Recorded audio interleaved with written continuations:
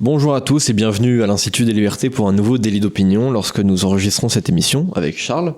Comme toujours, nous sommes le mardi 2 avril 2024 et nous allons parler d'un sujet de fond qui est la dépopulation mondiale. Et c'est pas un poisson d'avril. Et c'est pas un poisson d'avril, on est le 2 avril donc là c'est déjà un peu tard et puis au moment où on diffusera la vidéo ce sera carrément passé de mode donc on serait vraiment pas dans les temps. La dépopulation c'est un sujet de fond assez important, on m'en parle déjà depuis que je suis à l'école. On me dit que voilà, déjà la population mondiale va atteindre un certain nombre de milliards d'habitants. Alors 10 milliards, 11 milliards, certains disaient même 12 milliards.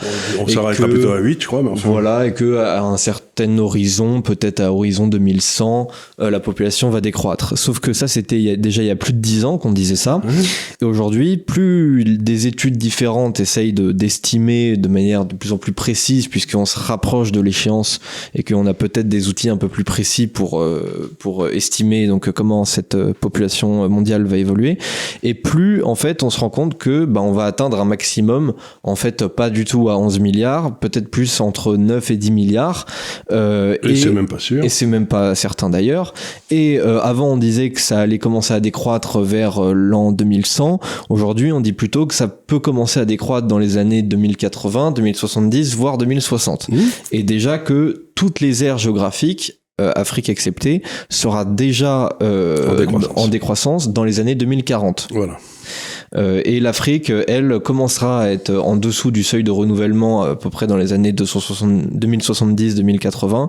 Alors après, il y a un certain temps de latence entre le moment où on est en dessous du taux de renouvellement et le moment où la population décroît. C'est-à-dire que par exemple, la Chine, ça fait depuis longtemps qu'ils sont en dessous du seuil de renouvellement, mais ils ont commencé à décroître qu'en 2022. Voilà. En plus de ça, on a un vieillissement de la population chinoise, donc forcément, le temps que, en fait, c'est le temps que les grosses générations anciennes et il se passe un double phénomène que dont les démographes sont très conscients, c'est que la première des choses, c'est ce qu'on appelle le taux de fécondité des femmes. On a fait toute une émission là-dessus il y a quelques temps, je crois que c'était avec Emmanuel, c'était important, et qui vous dit le nombre d'enfants par femme. Donc en principe, il faut à peu près 2,1, 2,2 enfants par femme pour renouveler la population.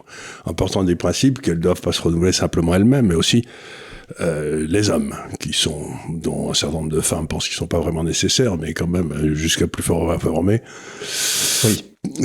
on a besoin d'eux aussi pour faire des enfants. Voilà. Même si la contribution est plus faible, ça je suis d'accord. Donc le nombre d'enfants, donc vous avez de moins en moins d'enfants, mais c'était compensé pendant très longtemps par les progrès de la médecine, etc., la hausse du niveau de vie qui fait que la durée de vie augmentait. Donc vous aviez un double phénomène, on avait de moins en moins d'enfants, mais les vieux ils vivaient de plus en plus longtemps. Et les deux sont en train d'arriver, en particulier le vieillissement de la population, au maximum, c'est-à-dire entre 70 et 80, on a du mal à passer ça. Et hop, donc ça veut dire qu'à partir de 2050, 2060, 2070, ça va commencer à chuter partout. Voilà. Et il y a des pays où ça va chuter particulièrement lourdement, c'est le Japon où ça a bien commencé, la Chine où ça a bien commencé, Singapour, la Corée est à 0,9 enfants par femme, ce qui est tout à fait extravagant. Donc on est dans un monde extraordinaire où on nous a cassé les pieds, les Malthusiens, vous savez qu'ils sont mes ennemis depuis toujours. Le Christ, quand on lui a dit ce qu'il fallait faire, il a dit croissez, multipliez, c'est-à-dire qu'il n'avait pas il croyait pas au malthusianisme, le Christ. Eh bien, le diable y croit. Donc l'idée, c'est qu'on était trop, qu'il fallait tuer les vieux, ce qu'on commence à faire en France, partout d'ailleurs, avec les lois sur l'euthanasie, en Belgique où elle existe, en Hollande où elle existe, en Suisse où elle existe, ou au Canada où elle existe et où on tue des gens de 27 ans maintenant qui demandent à mourir. Et donc, il y a d'abord la permission légale de tuer, en particulier les vieux. Et la deuxième chose qui se passe, c'est qu'on pensait que les femmes, quand les femmes sont devenues maîtresses de leur conception, on pensait que les femmes allaient avoir 2 enfants, 2 ou 3, parce que c'était ce qu'on pensait que voulaient les femmes de façon générale. Eh ben on s'est trompé. En réalité, il y a plus de la moitié des femmes qui veulent pas du tout avoir d'enfants. Et ça, c'est un truc auquel on s'attendait pas du tout, mais pas du tout. Alors on se retrouve donc avec la moitié des femmes aux États-Unis qui ont plus de 30 ans et qui n'auront jamais d'enfants. Et ben ça veut dire qu'à la place de rentrer dans un monde qui est naturellement jeune, en expansion, plein d'optimisme et d'avenir, là, on va se retrouver avec chaque grand-parent, comme en Italie, ayant un petit enfant, c'est-à-dire n'en ayant pas, comme j'ai la chance de le faire moi, 11, ce qui est bien. Oui, tout à fait. Vous êtes 4 grands-parents avec un petit enfant. Oui, c'est ce qui se passe en 2 générations, c'est le taux de fécondité est de 1. Voilà, forcément. Forcément, là, vous vous trouvez au bout de 25-30 ans avec, 50 ans, pouf, vous vous retrouvez avec un petit enfant. Inutile de vous dire qu'il est gâté pourri, un peu obèse, qui voit pas où il devrait travailler parce qu'il va avoir 4 maisons, mais il se rend pas compte, ce couillon, que personne ne lui achètera ses maisons. Oui, voilà, forcément, effectivement. Si on comptait sur l'héritage immobilier, ça va pas être terrible, quoi. Voilà. C'est sûr. Et même les terres, ça va pas être terrible s'il a personne pour labourer, quoi. Ouais. Donc, on rentre dans un monde curieux où on va vers une pénurie de main-d'œuvre gigantesque dans les 20 ans qui viennent. Ce qui va être très difficile pour les pays qui taxent beaucoup le travail, comme notre cher pays. Parce que si vous êtes un bon travailleur, bien formé, un bon ingénieur, etc., et que vous, après impôt, il vous reste 300 € par mois pour vivre, et que si vous allez vivre, je sais pas où, quelqu'un qui vous paye convenablement, vous en restera 3000, c'est-à-dire qu'on va avoir des mouvements de population extraordinaires. Les plus doués de chez nous vont aller bosser en fonction de de l'endroit où ils seront le mieux payés. Ah bah, carrément. Et donc, si vous voulez, ça veut dire que qui va payer votre retraite, mon pauvre garçon? Ah bah ça, je crois que notre génération va devoir compter sur elle-même et va devoir essayer de vous se prendrez débrouiller. pas de retraite. Vous n'aurez pas de retraite. Non, mais pas venant de l'État, en tout cas. Pas venant des autres non plus. Oui. Non mais voilà, faut pas compter sur les cotisations officielles. Faut se faire son propre système. Voilà. Il faut peut-être investir dans des pays qui sont à peu près raisonnables et où il y aura des retraites. C'est pour ça qu'on a fait quelques émissions ici sur l'Inde, par exemple, parce que l'Inde, à l'horizon de 2030, c'est le seul pays où aura une force de travail bien formée, jeune. Et donc, vous savez que si vous investissez en Inde aujourd'hui, dans des bonnes actions, je les connais pas d'ailleurs, mais enfin, moi, ça me gêne pas, pour en parler. S'il fallait parler des trucs qu'on connaît, on dirait pas grand-chose. Hein. Ça se saurait dans cette émission. Ça se saurait. On n'aurait pas le succès qu'on connaît. Non, mais je veux dire par là, c'est que acheter des sociétés indiennes bien cotées, des bonnes sociétés indiennes, c'est peut-être une façon d'assurer votre retraite. Parce que si l'Inde est en retard d'à peu près 20 ans sur tout le monde, donc elle est encore dans la phase d'expansion de la population. C'est un retard, oui, qui va vite être comblé. Et aujourd'hui, oui, si vous avez quelques investissements diversifiés dans le marché indien, je pense que... Surtout, vous ne les vendez pas, vous le gardez. Voilà, il y a vraiment moyen de faire un très très bon rendement sur les 10-20 prochaines années. Exactement. C'est sûr, ça promet d'être pas mal. Mais alors, est-ce que vous pensez que cette propension à la dénatalité, surtout dans les pays... de l'Occident, parce qu'à la limite, je connais un peu moins forcément les sociétés d'Asie de l'Est. Mais ça se passe aussi en Asie de l'Est, ça se passe à Singapour, ça se passe globalement dans tous les pays vraiment développés, quoi. C'est-à-dire que littéralement, c'est presque l'inverse du taux de développement. Ouais. On se rend bien compte que les femmes éduquées, etc., elles vont dans le travail et on pensait le but de leur vie, c'était de transmettre la vie, pas vraiment. Oui, c'est sûr. Elles sont les seules qui peuvent le faire, faut pas se tromper. Absolument. Et derrière, il y a aussi une autre implication, c'est qu'on regarde beaucoup le taux de natalité, mais imaginons 2 sociétés avec un taux de natalité égal, avec 2 enfants par femme, par exemple. Si on a une société qui fait des enfants plus jeunes que l'autre, il va y avoir plus de personnes aussi. Exactement. Si vous avez des parents qui sont en moyenne parents à 25 ans, vous allez avoir peut-être 4 générations d'individus, les enfants, les parents, les grands-parents, les arrière-grands-parents qui vont vivre en même temps. Si vous avez en revanche une société dans laquelle les parents deviennent parents au-dessus de 35 ans, l'arrière-grand-parent, il va être un petit peu moins présent a priori. Donc on n'aura que 3 générations d'individus. C'est ce que disait la duchesse de Gramont. Voilà. Il y avait une formule célèbre qui: ma fille va dire à ta fille que la fille de sa fille pleure. Oui, là, on a des parents jeunes, a priori, je pense. Voilà, mais vous voyez ce que je veux dire, c'était quelque chose qu'on pouvait dire en France il y a encore un siècle. C'était pas toujours facile parce que les femmes mouraient en couche, etc. Mais enfin, ma fille va dire à ta fille que la fille de sa fille pleure, il n'y avait pas de problème de démographie à ce moment-là. Oui, ça c'est sûr. Et voilà, tandis que maintenant, je connais peu de femmes qui peuvent dire ma fille va dire à ta fille. J'ai une sœur qui est arrière-grand-mère, oui. En fait, 2 sœurs qui sont arrière-grand-mère. Non, mais il y en a encore, mais c'est vrai que si on continue d'aller dans cette logique-là, de faire des enfants de plus en plus tard, on va connaître de moins en moins d'arrière-grands-parents. Je pense que c'est déjà le cas. Je pense que globalement, il y a moins d'enfants aujourd'hui qui connaissent leurs arrière-grands-parents que ce n'était le cas il y a ne serait-ce que 20 ans, 40 ans. Oui, tout à fait. Et surtout les arrière-grand-mères, parce qu'il y avait il y avait aussi, on se mariait en général 7 ans, il y avait 6 ou 7 ans d'écart, puisque quand mes parents étaient jeunes, mettons, il fallait avoir une situation pour se marier. Un homme se mariait quand il atteignait 27 ans ou quelque chose comme ça.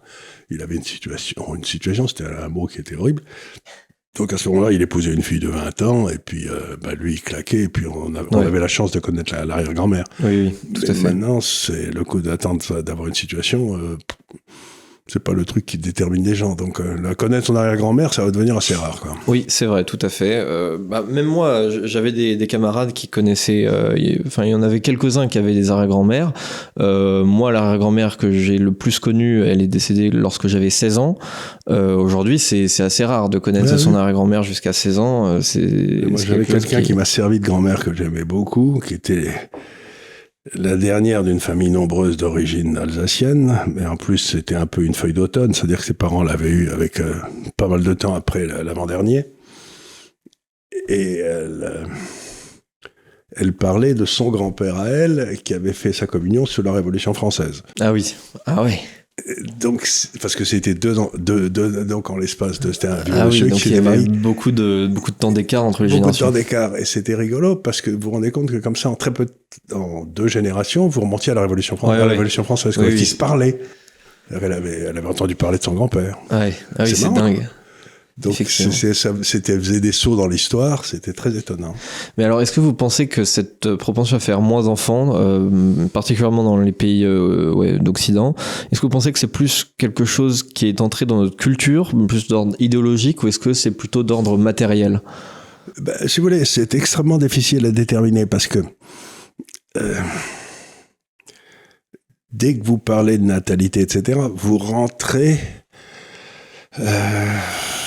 dans le domaine des femmes.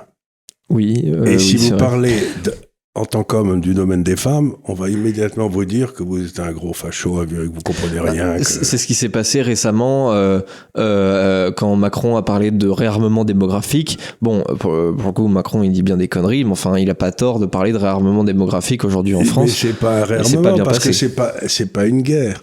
Donc, c'est un suicide.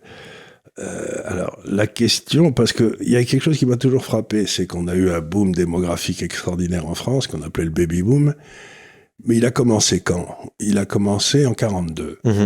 C'est-à-dire quand les Allemands étaient en France, que la France était au fond du trou, etc. Donc, il peut y avoir, dans les grandes périodes de traumatisme, une espèce d'appel à la vie qui fait que les femmes sentent que c'est le moment d'y aller, quoi. C'est curieux. Est-ce que ça se passera ? J'en sais rien. Mais en tout cas, c'est l'espoir qu'on peut avoir. Je crois qu'il y a une pression morale extraordinaire sur les femmes depuis 50 ans pour l'expliquer que être mère, c'était abandonner tout espoir d'avoir une vie à elle. Et aujourd'hui, d'après tous les sondages d'opinion qui sortent, il y a par exemple Harvard qui fait des sondages avec les mêmes questions sur les femmes depuis à peu près 60 ans. Donc on commence à avoir un recul historique. Et jamais les femmes n'ont été aussi mal. Donc, il y a peut-être une génération de femmes qui va arriver en disant « Bon, j'ai été élevée par... une domestique, je sais pas quoi, philippine, dans le meilleur des cas, ou alors par un jardin d'enfants où mes parents allaient jamais. Et j'ai pas vu mes parents, et j'aimerais bien avoir quelque chose qui a disparu un peu. Une famille. Oui, c'était quand même le but de la civilisation pendant 20 siècles, en particulier de la civilisation chrétienne, quoi. Donc, est-ce qu'on va retourner vers ça ou est-ce qu'on va continuer le suicide? Je sais pas, parce que c'est dans le cœur et les entrailles des femmes que ça va se passer. C'est pas chez moi. Moi, je suis toujours d'accord pour faire des enfants. Oui. Comme la plupart des mecs. Hein. Ouais. Disponible. Oui, c'est sûr, ça nous engage moins qu'elle, a priori. Oh, ça dépend. Une fois que vous êtes père, vous en prenez plein la tête après pour les élever, ces petits monstres. Mais la décision de transmettre la vie, ça n'appartient qu'aux femmes. Il y a qu'elles qui ont cette capacité. Oui. Et donc, il faut d'abord qu'elles reprennent la conscience que la vie vaut la peine d'être vécue. Ouais. Et moi, ce qui me sidère quand je parle à des femmes de 35, 40, 45, 50 ans qui n'ont pas eu d'enfants, c'est qu'elles me disent « Mais tu te rends pas compte, on va mettre des enfants dans ce monde abominable. » Mais je leur dis vous êtes allé vous balader le long d'une plage quand le soleil se couche? Non, mais je veux dire... Il est pas abominable, le monde. Arrêtez de me foutre la paix. Et le monde est beaucoup moins abominable, justement, si vous faites des enfants et que vous faites en sorte... ça vous donne une raison supplémentaire de rendre ce monde un petit peu moins abominable aussi. Et puis, il est pas abominable, moi. Je le dis toujours en rigolant. Mon père, il a fait 4 enfants avec ma mère en Syrie pendant la Deuxième Guerre mondiale, et il était condamné à mort. Et la Deuxième Guerre mondiale, c'était pas une période qui était particulièrement agréable. Hein. Tout à fait. Et donc, c'est pas une question... C'est une question de confiance. Ouais. Une question de confiance dans la vie, de conscience de ce qu'on veut faire, de ce qu'on veut être. Et, je vais dire une bêtise, mais ma chère épouse que j'ai rencontrée quand j'avais 18 ans, elle en avait 15. On discutait quand elle avait 17-18 ans avec des amis de ce qu'on voulait faire dans la vie. Elle était intelligente, elle était plutôt jolie aussi et tout. Et elle a déclaré devant tout le monde qu'elle, ce qu'elle voulait être, c'était grand-mère. Je me suis dit, tiens donc... Alors voilà une qui a l'air de vouloir fonder une famille. Ouais. Et donc ce truc de combien il y a de jeunes femmes aujourd'hui dont le but dans la vie est d'être grand-mère, j'en sais rien. Ah, mais... ça, il y en a assez peu.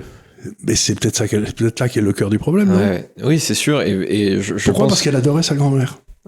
Ce sont des souvenirs personnels, tout ça, mais ça veut dire que dans les familles, quand vous aviez justement ce lien entre les générations, qui s'est peut-être un peu rompu, je sais pas, vous aviez des exemples de gens qui étaient en équilibre, qui étaient entourés d'enfants, de petits-enfants. Et autrefois, il y avait les maisons de famille où on allait, on retrouvait des cousins, il n'y avait rien à foutre à la campagne. Hein. Il y a toujours rien à foutre. Mais on allait chasser les cigales, mettre une paille dans le derrière, enfin, il y avait des trucs passionnants à faire. Ouais, bien sûr. C'était vachement bien. Bah, c'est vrai qu'aujourd'hui, les femmes ne vivent pas leurs ambitions par rapport, effectivement, au fait d'avoir une famille. Parce que, quelque part, je sais pas, peut-être que c'est trop facile pour elles. C'est ce que toutes les femmes ont fait depuis que l'homme est homme. Peut-être que, donc, elles ont envie d'être un peu originales par rapport à ça. Et elles veulent se consacrer à une carrière et donc, faire des études, parfois qui sont interminables. Elles terminent sur le marché du travail à 25, 26, 27 ans. Derrière, il y a le temps de monter peut-être les premiers échelons, etc. Et aujourd'hui, c'est de plus en plus rare d'être parent avant 30 ans. Et donc, parfois 35. Et parfois 35. Et vous savez, toutes les femmes qui ont dépassé, j'avais lu une statistique un jour d'un démographe qui disait, je crois que c'était 30 ans, 35 ans, je me souviens plus très bien, mais une femme qui n'a pas eu d'enfant à 30 ans, 35 ans, elle a 50 chances sur 100 de ne pas en avoir. Même si elle le veut. Ouais. Donc, à ce moment-là, ça veut dire qu'elle se prépare à une longue vieillesse. Hein. Oui, c'est-à-dire qu'à partir d'un certain seuil... Ramasser les œufs de chocolat avec les petits-enfants, elle ne connaîtra pas ça, quoi. Alors, c'est bien ou c'est pas bien. Mais, alors, j'ai assisté à une conférence donnée par un ancien Premier ministre australien à Londres, qui était très intéressante. Lui, il avait été Premier ministre, et il avait eu une politique que je trouvais très intéressante. Il disait, dans le fond, la femme a 3 choix. Soit elle peut travailler, etc.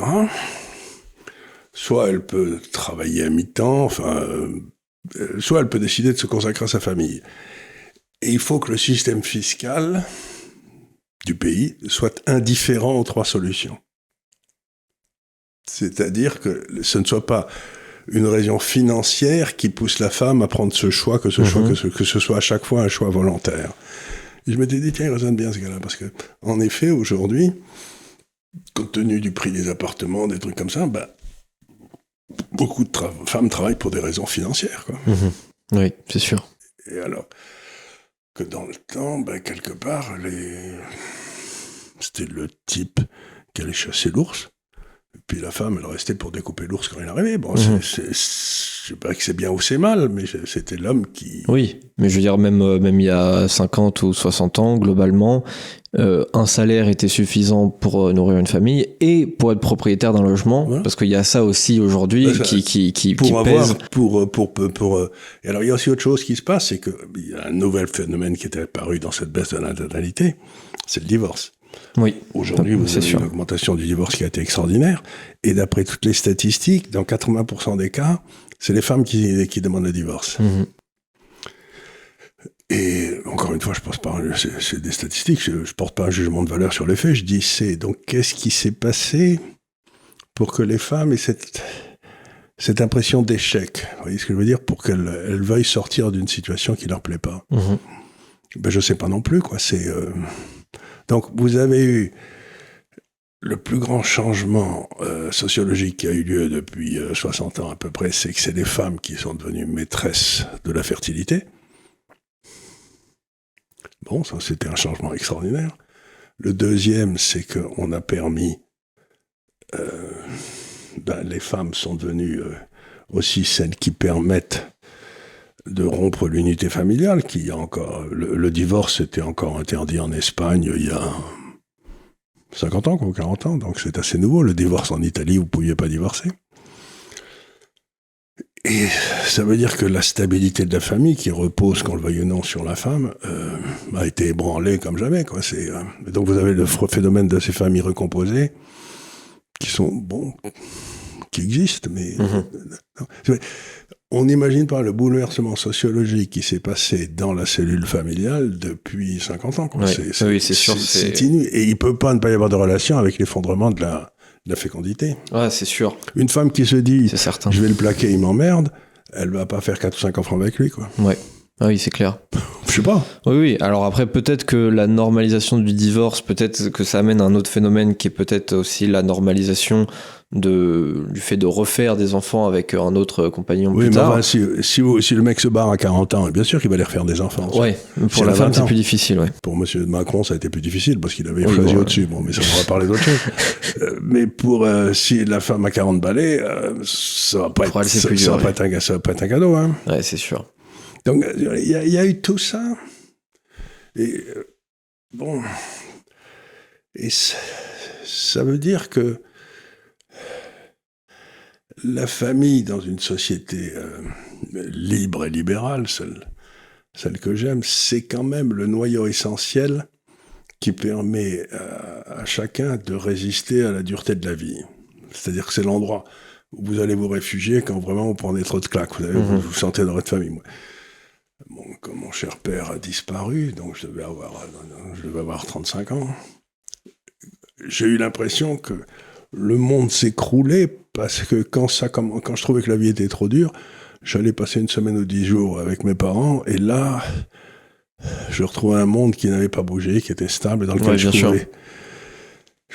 je pouvais lécher mes blessures, en quelque sorte. Et donc, c'était aussi ça, c'était l'endroit où on pouvait aller se réfugier chez ses parents. S'il y en avait une qui était veuve, elle pouvait aller il y avait quelque chose qui se passait qui était un devoir d'entraide intergénérationnelle. Quoi. On n'avait pas besoin de la sécu, ou de la retraite. Eh ben, c'est fini. Aujourd'hui, on a plein de droits individuels, mais il y a cette espèce d'environnement collectif qui est complètement disparu. Ouais. Et c'était une forme de communisme. Oui, mais le communisme peut s'entendre en quelque sorte dans une cellule familiale. Mais absolument. Voilà, c'est même parfait là. C'est là que ça se passe. Mais oui. C'est sûr. Je crois que les gens qui sont communistes, c'est qu'ils voudraient rétablir à l'échelle de la nation cette espèce de douce atmosphère qu'il y a dans une famille, mais c'est pas possible. Ah non, mais d'ailleurs, les communistes détestent la famille. Oui. Voilà. Quand on veut établir le communisme à l'échelle de toute une nation, toute une société, toute une population, on déteste la famille. Et souvent, on veut séparer les enfants des parents. Il préconise le partage des femmes. Oui. C'était l'idée. Enfin, surtout les femmes des autres, parce que le partage de la sienne peut-être un peu moins. Oui, non, mais c'est pas tout à fait. Et puis, comment dire, il y a quelque chose qui est assez frappant, je trouve, aujourd'hui, particulièrement peut-être en France, peut-être dans d'autres pays européens, c'est l'implémentation dans la culture populaire générale de la détestation des enfants. C'est-à-dire qu'on voit de plus en plus de restaurants qui veulent pas accueillir d'enfants. Je vois même des adultes qui se plaignent de croiser des enfants quand ils vont à Disneyland. C'est-à-dire qu'en fait, eux-mêmes adoptent finalement un comportement d'enfant, ce qu'on appelle les adolescents. C'est-à-dire, en fait, ils ont 25 ans, parfois plus de 30 ans, et en fait, ils se comportent exactement comme des ados. D'ailleurs, ils ont des jouets, ils collectionnent des trucs, des cartes Pokémon, des machins, exactement comme les enfants, quoi, comme les enfants de 10 ans. Et ce qui est paradoxal, c'est que eux se comportent comme des enfants et ils détestent les enfants. Peut-être parce que justement les enfants leur rappellent que eux ils sont adultes et que du coup c'est la concurrence. Ils veulent être considérés toujours comme ça. Ça, c'est très curieux. Je l'ai vu aussi. Ils détestent les enfants, et il y a une autre chose qu'ils détestent aussi avec beaucoup d'agressivité, c'est les vieux. Ils détestent les enfants. Ils pensent qu'ils resteront toujours entre 30 et 50 ans. Vous savez, ils vieilliront jamais. Ils sont là. Et donc, il n'y a aucune sympathie pour les vieux, et il n'y a aucune tendresse pour les enfants. Et moi, ça me paraît complètement farfelu. Encore une fois, parce que là, c'est des endroits, si vous voulez, qui touchent très fort à l'émotion. Et là, ce matin, j'ai été sur mon scooter, je rentrais, il y a une école qui est passée devant moi avec les maîtresses, et puis le maître et tout. Ils se donnaient la main, vous savez, il devait avoir 7-8 ans. Ils étaient mignons comme tous. Et je me suis poilé parce que toutes les filles se donnaient bien la main sachement. Elles étaient avec les maîtresses devant, quoi. Et puis je me suis dit, c'est une école de filles, et pas du tout, tous les garçons, ils étaient derrière. Ils étaient derrière, en ordre dispersé, en train de se mettre sur la gueule. Il y a des choses qui changent pas. Je me suis dit, donc, c'est pas la même bête, quoi. Ouais. C'est pas la même bête. Arrêtez, si vous avez des garçons et des filles, vous savez que c'est pas noté pareil, quoi. C'est pas, c'est sûr. Les garçons, et ça s'était fait naturellement, quoi. Ouais. Toutes les petites filles étaient autour de la maîtresse, en bon ordre, et tous les autres, ils faisaient n'importe quoi derrière, quoi. Oui, mais certains vous diront qu'ils se comportent comme des garçons parce qu'on leur a dit qu'ils étaient des garçons et qu'on leur a dit ce qu'étaient des garçons. Évidemment, le truc, c'est que... évidemment que c'est pas vrai. Il suffit d'avoir... Non, c'est pas vrai du tout, ça. C'est dans notre biologie, ça.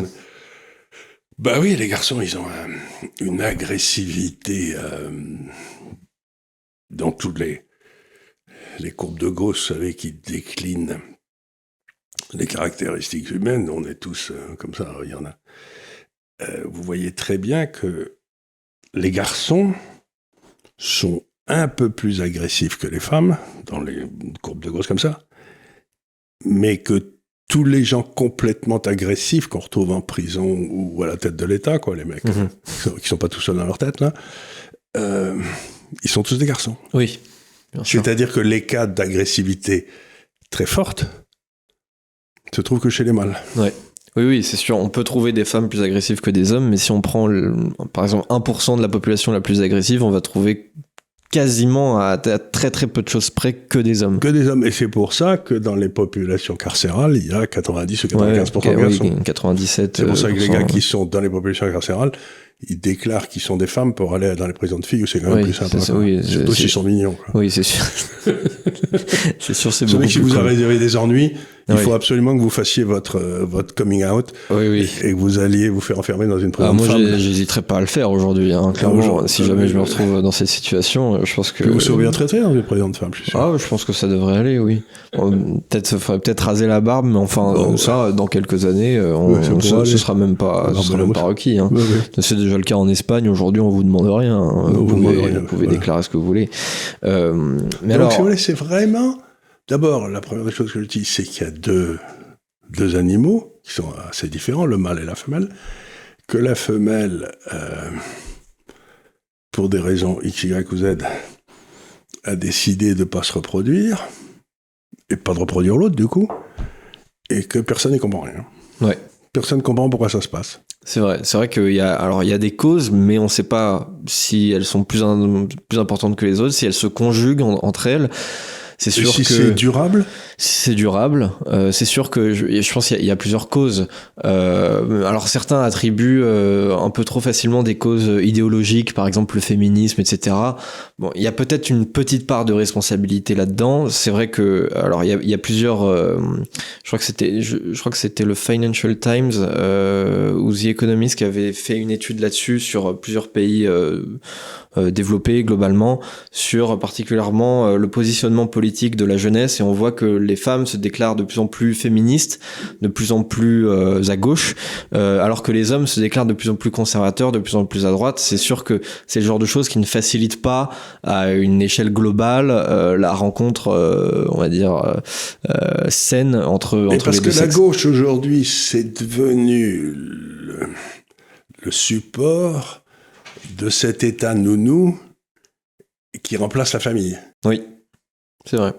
Et donc, s'il n'y a plus de famille qui vous enveloppe, vous allez chercher une famille de substitution, et c'est l'état nounou. Tout à fait.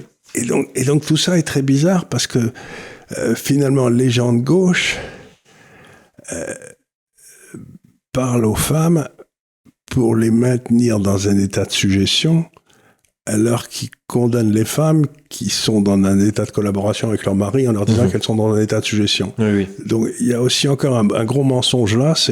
Et je peux vous dire que les femmes qui sortent avec des hommes de gauche sont pas forcément mieux traitées ou plus heureuses que celles qui sortent avec des hommes de droite. Je pense que c'est même plutôt l'inverse. Elles peuvent se faire taper dessus d'ailleurs. Elles peuvent se faire taper dessus. C'est quand même, je veux dire, plutôt récurrent visiblement à la France Insoumise. Apparemment, vous sélectionnez vos hommes comme ça même. Je sais pas s'il y a un club de boxe, peut-être on remplit un questionnaire, j'en sais rien. Non, c'est jamais de leur faute. C'est jamais de leur faute. Il y a des circonstances atténuantes. Non. Et je tiens à dire un truc ici, c'est qu'il ne peut pas y avoir de circonstances atténuantes à un homme qui tape sur une femme. Ça n'existe pas. Même si elle est très chiante. Voilà. Bon, il n'y a pas de circonstances atténuantes, il n'y a pas de truc. Un type qui tape sur une femme est une ordure. Oui, c'est condamnable dans tous les cas, effectivement. Et alors il y a évidemment le féminisme peut-être qui joue une part de responsabilité là-dedans. Après il y a des causes peut-être plus matérielles. Bon, déjà l'accès un peu tardif au monde du travail, c'est-à-dire l'indépendance financière, indépendance un peu en tout genre. Mais les femmes d'autrefois travaillaient énormément. Ouais. D'abord faire des enfants, c'est un boulot pas possible, s'en occuper, les élever, les amener à l'âge adulte. Et aujourd'hui, on a décidé donc on va y travailler tous les deux. Et on travaille tous les deux, très bien, mais il faut que quelqu'un s'occupe des enfants. Donc on embauche une Philippine ou je sais pas quoi, qui vient travailler à la maison. Et si vous calculez après impôt, vous vous dites, bon, la Philippine, on peut pas la déduire. Et par contre, le salaire de la femme, on l'inclut dans les deux, là. Ce qui fait que ça reviendrait moins cher à la famille, sans doute, si la femme travaillait pas. Et s'il n'y avait pas de Philippines, si c'est elle qui s'occupait des gamins et de faire tourner la maison. C'est possible, oui. Et donc, ça veut dire que les femmes, fondamentalement, préfèrent faire élever leurs enfants par des Philippines que par elles-mêmes. Ouais. C'est bizarre. Oui, c'est assez bizarre, oui. C'est le genre de choses... Je sais pas, c'est pas quelque chose qui serait arrivé à l'idée de ma mère, quoi. Oui, effectivement, surtout que dans beaucoup de cas, c'est possible... Après, après, ça revient à demander peut-être aux femmes d'abandonner leur carrière ou d'avoir une carrière un peu limitée. C'est-à-dire que peut-être on pourrait imaginer un système où les femmes travaillent moins de temps, du coup sont moins payées, mais sont disponibles le soir, par exemple, pour s'occuper des enfants. Puisque de toute façon la journée ils sont à l'école, donc il n'y a pas forcément besoin d'être là, en tout cas pas pour les plus de 3-4 ans. C'est sûr, oui, ça pourrait être une possibilité. Alors oui, je sais, et ça, mais par contre on voit se développer aussi, je le vois dans ma propre famille, il y a des familles où il y a une femme qui est particulièrement brillante, j'en sais rien, où c'est la femme qui va travailler, c'est le mec qui reste à la maison. Ah oui, j'en vois pas mal. Oui, c'est vrai que ça existe, ouais. Ça existe, donc j'en vois pas mal. Ça, j'ai rien à dire contre, parce que ça, les enfants, ils restent avec leur père, quoi. Ils ont pas l'air plus malheureux que ça, hein. Donc, il est certain que la société s'adapte, et que les individus s'adaptent à ce qu'on leur offre, mais enfin, c'est quand même curieux de voir que partout dans le monde, dès que le niveau de vie augmente, la fécondité s'effondre. C'est ce qu'on disait quand j'étais jeune, on disait le lit de la misère est fécond. Ouais.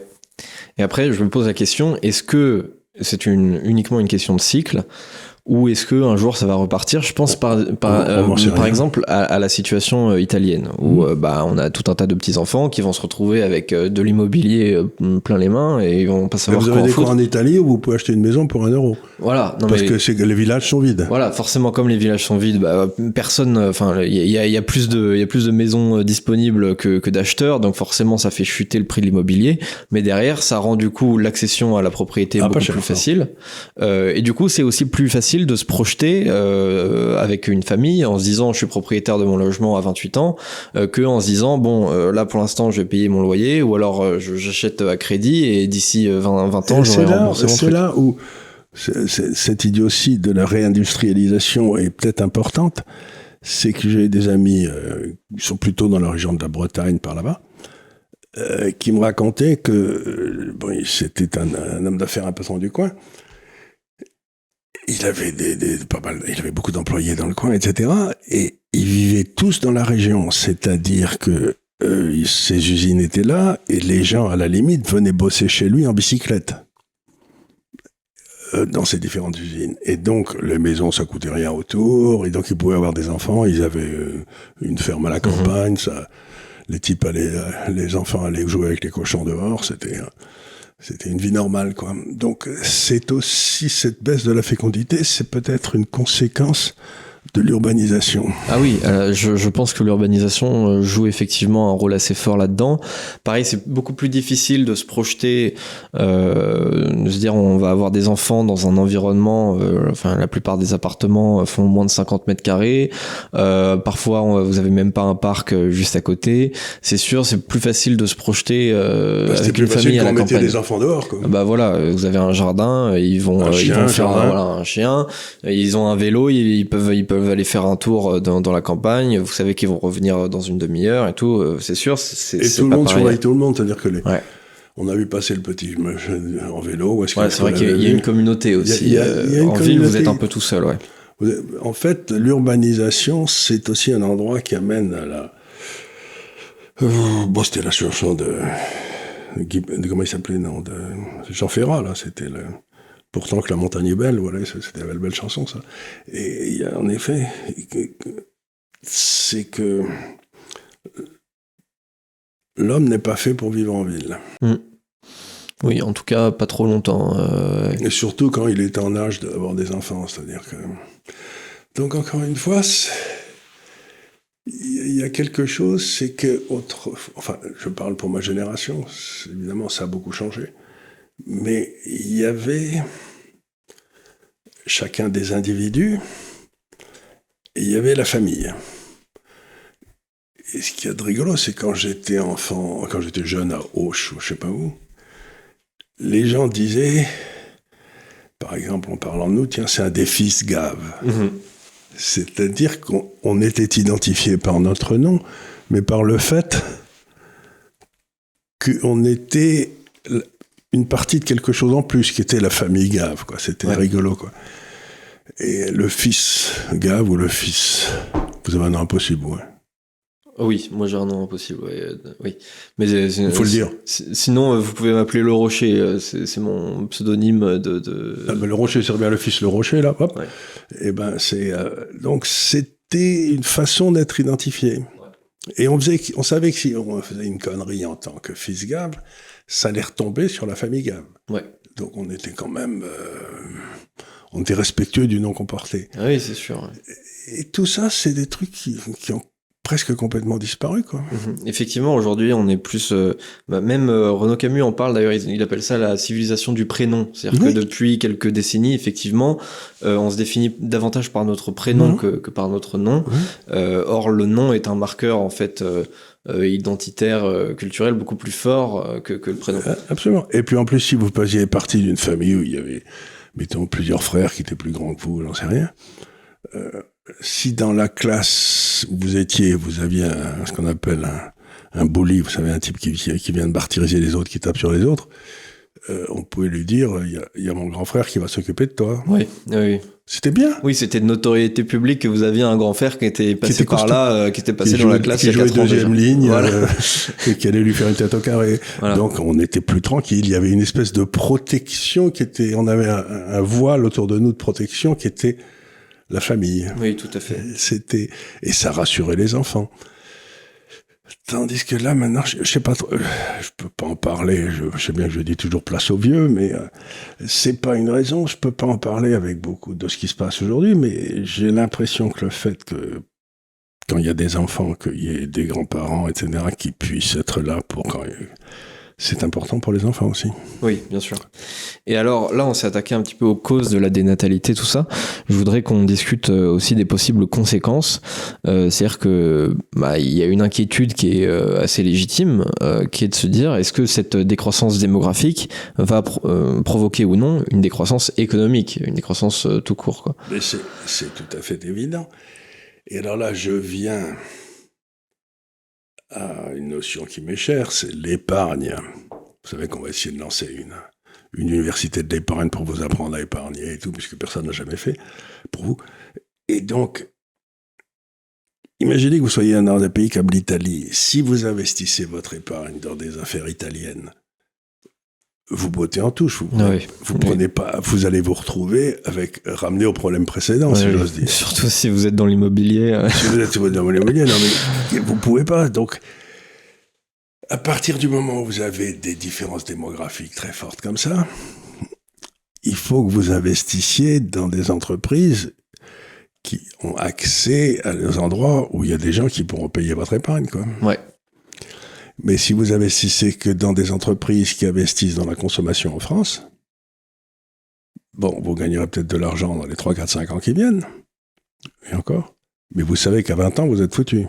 Puisqu'il va y avoir un effondrement de la consommation. Oui, bien sûr. Sauf de produits médicaux. Mais produits médicaux... Oui, si on arrive à les produire déjà, parce que on a les produire, tout en plus, quand je vois aujourd'hui, les produits médicaux, c'est dominé par 4 ou 5 grands groupes qui vous vendent des médicaments à un tel prix que c'est pas sûr que vous puissiez vous les payer.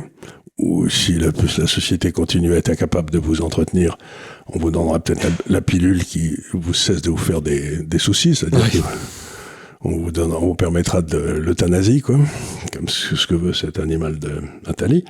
Donc, c'est-à-dire que si vous êtes dans un pays dont la population décline, il faut réfléchir à la façon dont vous allez organiser votre épargne. Parce que vous ne pouvez pas rester avec l'hypothèse que vous aurez ce qu'il faut chez vous dans tous les domaines, c'est pas vrai. Bien sûr. Et d'ailleurs, toutes les entreprises cotées qui ont une vraie perspective de croissance, c'est celles qui sont vraiment dans le monde entier et qui font des profits d'ailleurs, pour l'essentiel, en dehors de France. C'est pour ça qu'il y a plein de gens parfois qui demandent dans les commentaires comment ça se fait que l'économie française est dans un état déplorable, mais que au niveau financier, ça continue de prospérer. C'est pour ça. Parce que c'est exactement pour ça. C'est exactement pour ça, puisque je crois que 70% des profits du CAC 40 les choses comme ça viennent maintenant de l'étranger. Voilà. Donc, la façon dont les gens devraient raisonner, ce serait de dire, écoutez, il y a ces gars-là qui gèrent ces entreprises qui ont compris il y a 20 ans, quand ils ont commencé à se mettre à leur production à l'étranger, etc. C'est peut-être eux qu'on devrait mettre à la tête de l'État. Oui. Plutôt que les corneaux qu'on a. Oui, effectivement. Plutôt que de mettre des fonctionnaires, on ferait peut-être mieux de mettre des gars qui ont prouvé qu'ils pouvaient raisonner à 20 ans. Je dis ça, je dis rien, mais... Oui, et puis pareil, si on pouvait peut-être éviter, remettre en question du moins le phénomène de la cotisation des retraites par répartition, et plutôt du coup... Ça ne peut pas marcher, ça. On sait que tout, c'est complètement idiot, ça. Oui. Déjà, en plus de ça, si on revalorise les pensions de retraite chaque année au niveau de l'inflation, là, on a déjà perdu 14 milliards avec la revalorisation là au 1er janvier 2024, sachant que je crois que la réforme des retraites, qui a été quand même bien combattue, c'était censé nous faire économiser, je crois, 17 milliards par an. Donc déjà, on est... Mais j'ai fait montrer quelque chose, compte tenu de la baisse. Vous savez, vos caisses de retraite, là, AJ Carco et tous ces trucs-là, elles ont en principe 50% d'obligations françaises. Depuis 5 ans, elles ont perdu à peu près 38% de ces 50%. Donc, à cause de l'inflation, à cause de la hausse des taux, qui sont les conséquences inévitables de ce que nous avons fait et qui va continuer. Donc, qu'est-ce que ça veut dire ? Ça veut dire que comme les caisses de retraite ne peuvent pas augmenter leur prix, c'est-à-dire prendre plus de gens qui travaillent pour le filer des gens, on en prend assez pour le filer à ceux qui ne travaillent pas, ben, ça veut dire que les retraites vont baisser en pouvoir d'achat. Mais oui, c'est inévitable. Oui. Vous pouvez rien y faire, donc c'est pour ça que je me tue à dire aux gens, mais apprenez à gérer votre épargne, parce que si vous croyez que quelqu'un va la gérer pour vous, c'est bien de faire confiance à l'État, mais il faut pas déconner, quoi. Oui, non, mais c'est sûr. Non, mais le système par répartition, ça peut marcher justement dans un système qui est en expansion démographique, dans un système qui est stable, mais dans un système qui se contracte. Par définition, ça peut pas possible. marcher. C'est juste pas possible. Ou alors, vous voulez saigner les actifs jusqu'à la moelle et leur prendre 60% de ce qu'ils ont. Et en plus de ça, derrière, ils s'en vont, effectivement. Alors, j'ai lu un article très intéressant ce matin. Qui était, vous avez donc une population nord-africaine importante chez nous, et il y en a certains d'entre eux, par exemple 10% des dernières promotions de Polytechnique, qui étaient marocains. Parce qu'ils n'ont jamais fait de réforme de l'éducation, ils sont restés à Jules Ferry. On leur a filé Jules Ferry il y a 60 ans, ils y sont toujours.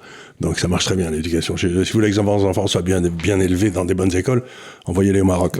Ça me paraît une bonne idée. Et donc tous ces jeunes nord-africains qui sont les mieux formés parmi ces gens-là, ils quittent la France. C'est compréhensible, c'est tout à fait compréhensible. D'abord on les traite pas bien. Souvent on les traite pas bien. Et puis ensuite, si vous êtes un bon ingénieur, quand vous allez dans l'Inde ou n'importe quoi, ils vous demandent pas si vous êtes ou aux États-Unis ou au Canada, ils vous demandent pas de quelle religion vous êtes et si vous êtes d'où vous arrivez, que vous avez vos parents. Oui. Puis en plus de ça, si on annonce la fin, que ce soit au niveau français ou au niveau européen, de certains domaines justement de l'industrie, je pense à l'interdiction des moteurs thermiques en 2035 au niveau européen. Bah, vous êtes ingénieur justement automobile chez Peugeot dans ce domaine-là. Vous avez 40 ans. Bah vous dites les gars, nous on va aller aux États-Unis parce que eux à mon avis ils vont pas arrêter de faire des moteurs thermiques. Je vais aller en Inde, ou je vais aller me faire embaucher par Tata, quoi. C'est tout à fait possible aussi. Ou en Chine ou n'importe où. Donc, vous avez vraiment ce phénomène-là. Et ça a des conséquences multiples, mais il ne faut pas s'imaginer qu'on peut les anticiper. Alors, si vous voulez comprendre comment sera la situation, vous pouvez aller regarder le Japon, parce que c'est le premier des pays qui a basculé vers la décroissance il y a déjà longtemps. Et il commence à y avoir toute une série d'industries et de systèmes qui se montent d'aide à la personne automatisée, de robots. Tout à fait. Et là, ça a l'air il y a des choses qui se passent au Japon qui sont pas inintéressantes. Oui, alors c'est un modèle très intéressant, effectivement. Je voulais en parler justement. Est-ce que quelque part la robotisation, couplée au développement de l'intelligence artificielle aussi, vont pas aider en quelque sorte les sociétés qui décroissent démographiquement à rester globalement un peu compétitives quand même au niveau économique? Alors il y a ça, et puis vous avez aussi le fait que dans ces pays-là, la durée de vie est très longue. Je crois qu'au Japon, c'est plus élevé que chez nous, c'est proche de 80 à 82 pour les femmes. Et du coup, ça veut dire que vous avez à peu près une partie importante de la population qui est entre, mettons, 63, 64 et 82, ou plutôt 78, qui peut travailler mais qui ne travaille pas. Donc au Japon, il y a un phénomène qui se passe, c'est que vous avez beaucoup de boulot, comme par exemple... le nettoyage des salons, des stations de métro et des trucs comme ça, qui sont faites par des femmes qui sont employées à mi-temps pour faire toute une série de travaux d'utilité publique et pour lesquels ils ont du mal à trouver des gens. Donc, on a dit en plaisantant que c'est quelqu'un qui a dit ça, c'est que pour la guerre en Ukraine, il ne fallait pas envoyer les jeunes de 25 ans parce qu'on n'en avait pas assez. Il fallait envoyer les dames de 50 ans, parce que c'est peut-être moins efficace, C'est peut-être moins efficace, mais en fait, peut-être pas d'ailleurs, j'en sais rien. Elles sont peut-être redoutables, ces Ukrainiennes. C'est dans le domaine militaire, il y a des gens qui commencent à réfléchir à ça, mais je me dis que peut-être dans le domaine civil, c'est pas plus couillon de penser à je pense, encore une fois, à Raoul, qui ont mis la retraite à 62 ans, mais donc, il y a, aussi curieux que ça paraisse, il y a peut-être une solution, c'est que les gens ne prennent pas la retraite.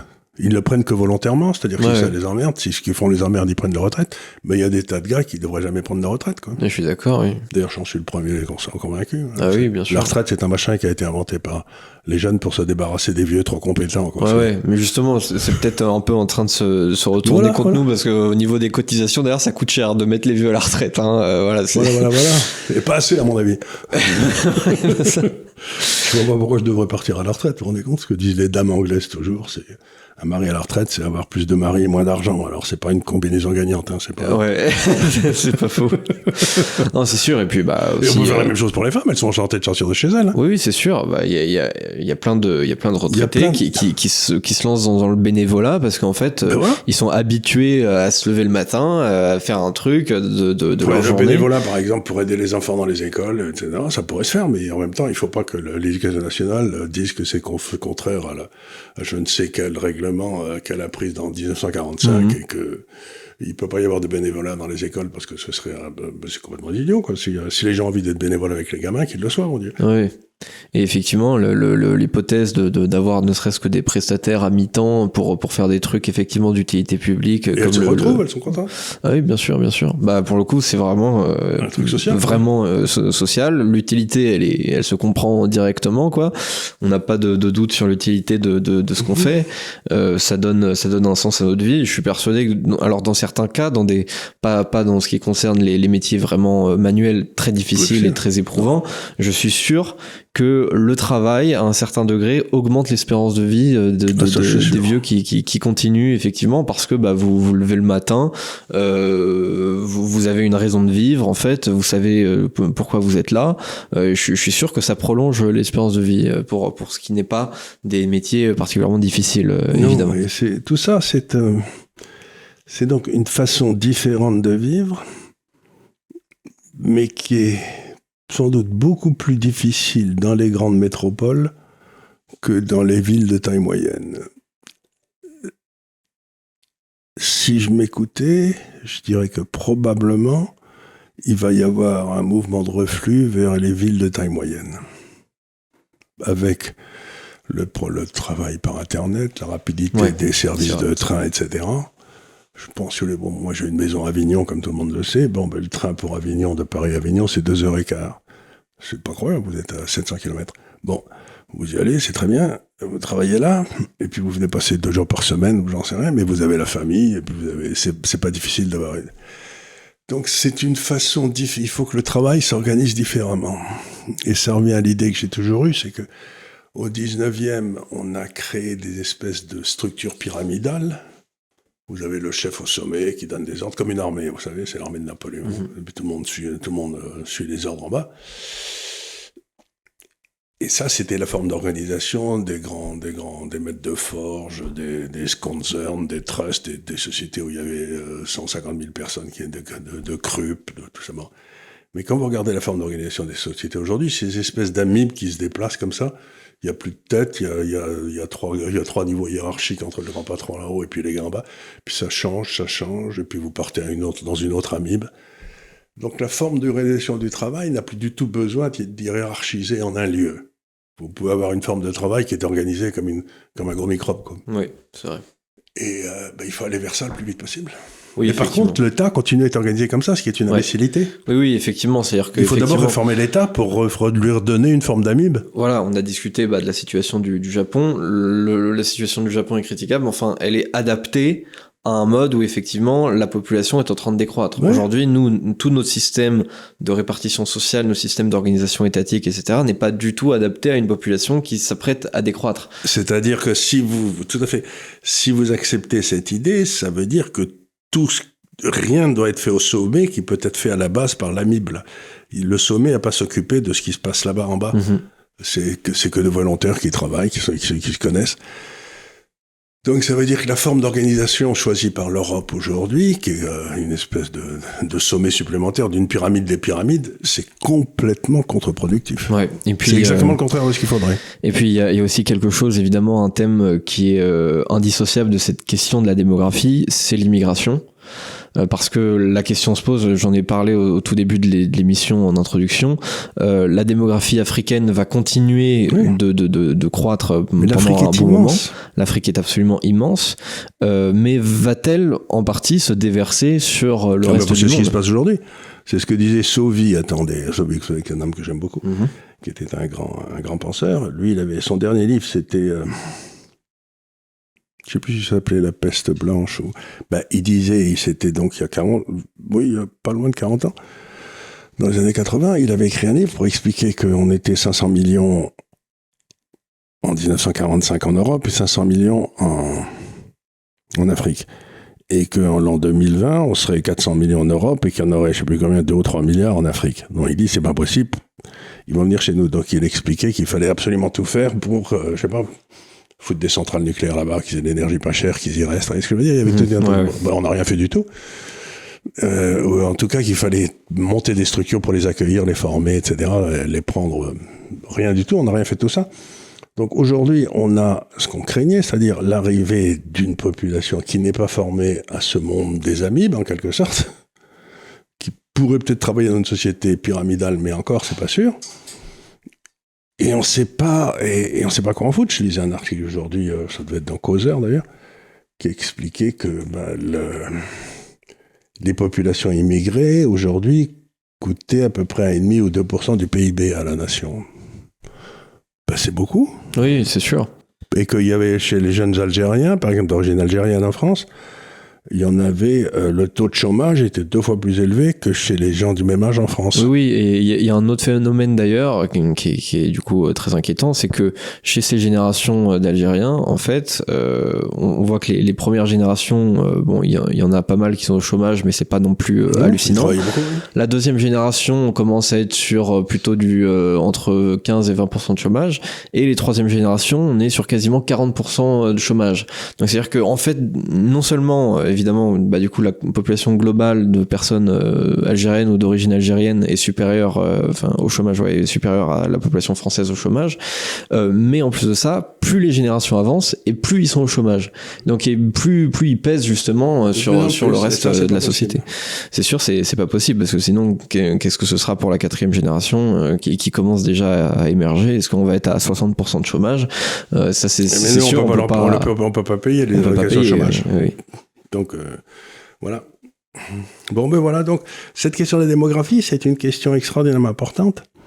Et vous savez, on dit toujours que un homme politique, c'est celui qui pense à la prochaine élection. Un homme d'État, c'est celui qui pense à la prochaine génération. Et je crois qu'on manque cruellement d'hommes d'État en ce moment. Ah oui, complètement. Penser à la prochaine génération, ça me paraît ce qu'il faut faire aujourd'hui, quoi. Oui. Et on l'a vu dans le domaine de l'énergie, ils n'ont rien fait. Dans le domaine de l'immigration, ils n'ont rien fait. Mais par contre, on parle tout le temps des prochaines élections. Ouais. Ah oui, c'est sûr. Même moi, c'est dire quand même. J'ai que 23 ans. Je ne me pose pas tellement la question de quelle sera la situation de mon pays dans 5 ans. Je me pose vraiment la question de quelle sera la situation de mon pays dans 20 ans. Dans 20 ans, et vous risquez d'avoir des enfants, de les orienter dans la vie et tout ça. Et c'est pas facile, hein. Ouais. C'est pas facile. Donc, il faudrait qu'il y ait un grand débat de société sur justement sur l'immigration, sur la façon dont on va organiser le travail. Ouais. Et tout ça, ça veut dire qu'il faut probablement abolir les 2/3 de notre droit du travail qui était adapté à une société hiérarchique. J'avais vu qu'il y a des lois qui avaient été passées pour interdire aux femmes, par exemple, de travailler avec des marteaux-piqueurs. Mais j'en ai pas vu beaucoup des femmes qui travaillent enceintes. C'était les femmes enceintes avec des marteaux-piqueurs, elles n'avaient pas le droit de travailler. Je me dis quel est le corps qui avait passé une législation pour interdire un truc dont tout le monde sait qu'elle ne va pas le faire. Il n'y a aucune femme enceinte qui travaille avec un marteau-piqueur. Si vous en trouvez une, envoyez-moi une photo, mais vraiment, là, il y a peut-être quelques Russes qui travaillent avec des marteaux-piqueurs, mais je suis même pas sûr qu'ils sont enceintes.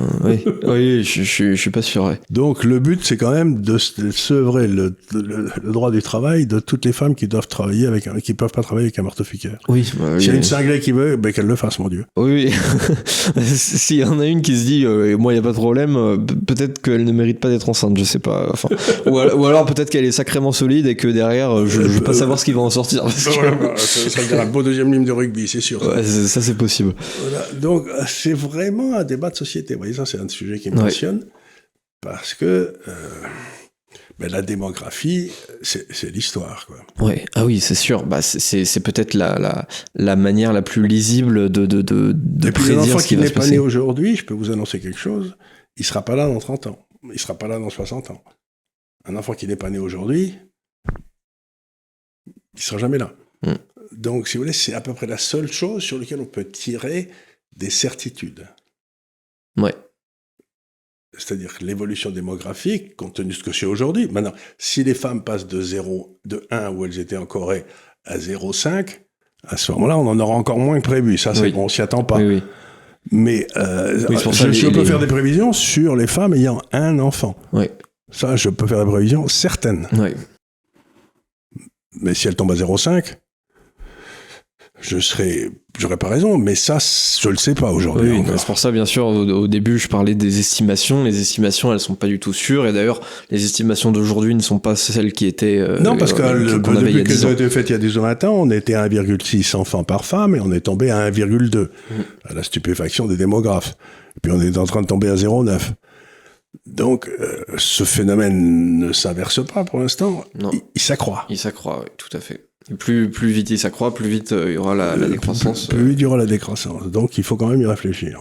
C'est sûr. Et ça nécessite forcément, surtout pour nos sociétés à nous, peut-être particulièrement encore plus en France, un changement global de système. Et je pense pas que la classe politique dirigeante aujourd'hui ça se fera par la base. soit prête à le faire. Donc, ça se fera par la base. Voilà, c'était à mon avis une discussion importante parce que c'est peut-être, en tout cas, un des phénomènes, si ce n'est le phénomène le plus important de ce siècle. Absolument.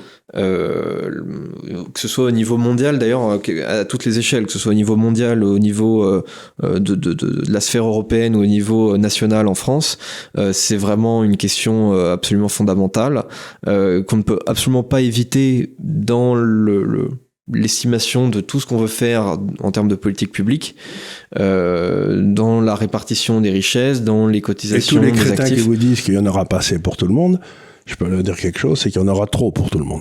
Ah oui, d'ici quelques années, oui, il y en aura beaucoup trop pour tout le monde. Il y en a beaucoup trop pour tout le monde. Jusque-là, enfin, je veux dire, peut-être que si on était 100 milliards, on étoufferait un petit peu, on serait peut-être un peu serré, mais enfin, on est très très loin du compte. Non, vous avez qu'à prendre le train en France et tout est vide. Voilà, absolument, tout est vide. On a cette fameuse diagonale du vide qui est immense et dans laquelle il y a presque personne. Donc, effectivement, oui, il y a de la place un peu partout. Alors certes, c'est plus difficile d'imaginer sa carrière en banlieue de Saint-Étienne qu'à Paris, mais peut-être que dans 20 ans ou dans 30 ans, ce sera pas aussi évident. En tout cas, c'est peut-être une nécessité. Un des trucs, c'est que quand je suis arrivé à Paris il y a pas longtemps, l'immobilier le plus cher à Paris, c'était l'avenue Foch. Aujourd'hui, c'est pas si cher que ça a beaucoup baissé. Et l'immobilier le plus cher, c'est la butte Montmartre. Ce qui valait rien à l'époque. Donc, l'immobilier, c'est pas toujours la solution. Effectivement, oui. Alors, les prix de l'immobilier à Paris ont beaucoup évolué. Le 16e, c'est plus ce que c'était, par exemple, comparé aux autres quartiers. Le 16e est globalement stable, alors qu'effectivement, les prix de l'immobilier, par exemple, dans le centre de Paris, dans le 6e, dans le 5e, effectivement, du côté de Montmartre, où effectivement, c'est plus des quartiers de bobos, plus quartiers étudiants ou d'adolescents, justement, comme j'en parlais tout à l'heure. Donc effectivement, il n'y a pas beaucoup d'enfants, il n'y a pas énormément d'écoles dans ces quartiers-là d'ailleurs. C'est plus pour aller à la librairie, pour aller au jardin du Luxembourg, pour ce genre d'activité, quoi, pour aller dans des bars aussi. C'est moins pour mettre ses enfants à l'école. Oui, non, mais c'est sympa, c'est sympa. C'est très bien. On ne dira jamais assez. Les cafés, c'est quand même l'endroit où toutes les révolutions ont commencé en France. Donc on ne dira pas mal des cafés. Ah non, je dis absolument aucun mal des cafés. J'adore les cafés. Aucun mal à ça. Enfin voilà, du coup je voulais discuter de cette question-là parce qu'elle est ultra importante, essentielle. Elle est absolument essentielle. Donc voilà, on en a dit un certain nombre de choses, peut-être qu'il restait encore des choses à dire. Peut-être qu'on en reparlera d'ailleurs plus tard sur cette chaîne. Enfin pour l'instant c'est tout ce que nous voulions dire aujourd'hui. Merci beaucoup. Et donc je vous remercie bien sûr pour votre attention et puis je vous dis comme d'habitude sur je ne sais quoi, voilà, qu'on est partout. Il faut mettre un pouce ou des doigts. Voilà, il faut mettre un pouce, il faut mettre un commentaire, il faut vous abonner à la chaîne, ça c'est une évidence. Vous pouvez écouter ces émissions. On est à 320 000 On est à 320 000, ouais, ça a pas mal cru depuis les 300 000. On a eu davantage de... C'est très bien, mais je sais pas pourquoi, mais c'est très bien. C'est très bien, c'est un indicateur quand même en quelque sorte de performance et du nombre global de gens qu'on a touché depuis la création de la chaîne. Donc, c'est-à-dire qu'on arrive quand même à toucher pas mal de nouvelles personnes, c'est une très bonne chose, et que c'est pas toujours les mêmes qui regardent nos vidéos, donc je pense que c'est bien. Ces émissions elles sont disponibles en format podcast sur Deezer, sur Spotify, sur Apple Music, sur Apple Podcast. On fait assez peu de musique. On fait assez peu de musique, oui. On va s'y mettre d'ailleurs. C'est pas ma spécialité. Je peux toujours essayer, mais je serai pas convaincu du résultat et je pense que vous non plus. L'Institut des Libertés existe sur Twitter, enfin sur X, sur Facebook, sur TikTok, sur Instagram. Voilà, c'est tout ce que j'avais à vous dire. Et puis sur ce, à la semaine prochaine pour un nouveau délit d'opinion. Merci beaucoup.